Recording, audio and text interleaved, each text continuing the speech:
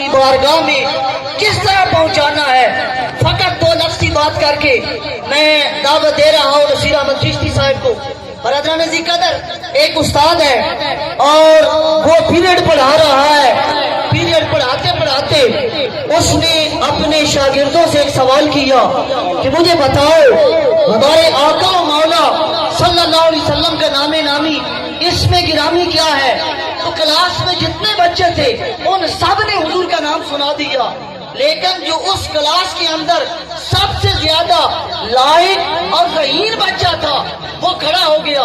استاد کو غصہ آیا، اسے حضور کا نام نہیں آتا۔ اس نے ڈانٹا، سزا دی۔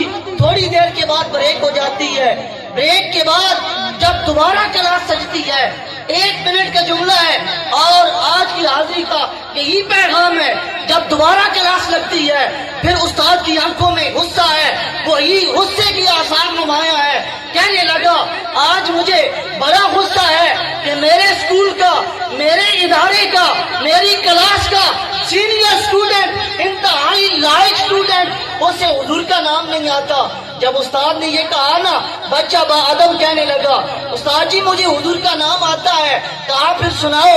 اس نے ہاتھ باندھے، نظروں کو جھکایا اور با ادب انداز میں آقا کریم صلی اللہ علیہ وسلم کا نام نامی اسم گرامی محمد صلی اللہ علیہ وسلم ادا کیا۔